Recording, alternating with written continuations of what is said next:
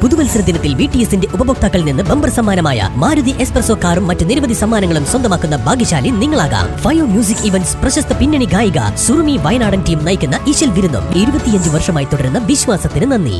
Bike യാത്രികനെ ഇടിച്ചു വീഴ്ത്തി 15 ലക്ഷം കവർച്ച ചെയ്ത കേസിൽ രണ്ടുപേരെയും കൂടി പെരിന്തൽമണ്ണ പോലീസ് അറസ്റ്റ് ചെയ്തു. ഈ കേസിൽ ഇതുവരെ പ്രത്യേക അന്വേഷണ സംഘം 6 പേരെയാണ് അറസ്റ്റ് ചെയ്തത്. മഞ്ചേരി ആനക്കയം സ്വദേശികളാണ് പിടിയിലായവർ. ബൈക്ക് യാത്രികനെ ആക്രമിച്ച് പരിക്കേൽപ്പിച്ച് 15 ലക്ഷം രൂപ കവർച്ച ചെയ്ത സംഘത്തിലെ രണ്ടുപേരെയും കൂടി പെരിന്തൽമണ്ണ പോലീസ് അറസ്റ്റ് ചെയ്തു. ആനക്കയം പുളിയിലങ്ങാടി സ്വദേശികളായ ചേലത്തടത്തിൽ അബ്ദുൽ ഇർഷാദ്, കൊളക്കാടൻ ഫാഹിസ് എന്നിവരെയാണ് അറസ്റ്റ് ചെയ്തത്. കഴിഞ്ഞ ദിവസം രാത്രി CI Premjith, SI Sebastian Rajesh എന്നിവരടങ്ങുന്ന പ്രത്യേക അന്വേഷണ സംഘമാണ് ഇവരെ കസ്റ്റഡിയിലെടുത്തത്. ബൈക്കിൽ കൊളത്തൂർ ഭാഗത്തേക്ക് പണവുമായി പോവുകയായിരുന്ന മണലായ സ്വദേശിയെ ബൈക്കുകളിലും കാറിലുമായി പിന്തുടർന്നെത്തിയ സംഘം മാലാപ്പറമ്പ് MES മെഡിക്കൽ കോളേജിന് സമീപം വെച്ചാണ് ആക്രമിച്ച് പണം തട്ടിയെടുത്തത്.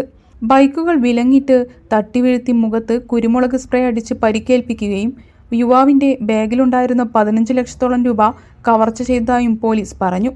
മലപ്പുറം ജില്ലാ പോലീസ് മേധാവി S ശശിധരന്റെ നിർദ്ദേശപ്രകാരം Perinthalmanna DYSP M Santhosh Kumar, CI Premjith എന്നിവരുടെ നേതൃത്വത്തിൽ പ്രത്യേക അന്വേഷണ സംഘം രൂപീകരിച്ച് നടത്തിയ അന്വേഷണത്തിലാണ് പ്രതികളെക്കുറിച്ച് കൃത്യമായ വിവരം ലഭിച്ചത്. കവർച്ച ആസൂത്രണം ചെയ്ത കുന്നക്കാവ് സ്വദേശി മുഹമ്മദ് സുഹൈലിനെയും കൂട്ടുപ്രതികളായ ആനക്കയം സ്വദേശി അബ്ദുൽ കബീർ, ഏറാംതോട് സ്വദേശി മുഹമ്മദ് യാസിൻ, ചരക്കപ്പറമ്പ് സ്വദേശി സെയ്ദ് ആഷിഖ് എന്നിവരെ നേരത്തെ പിടികൂടിയിരുന്നു.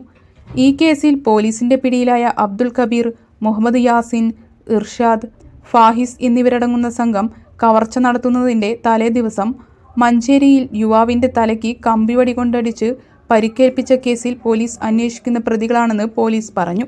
കവർച്ച നടത്തിയ ശേഷം പണവുമായി ഒളിവിൽ പോവാനായിരുന്നു പദ്ധതിയിട്ടിരുന്നത്.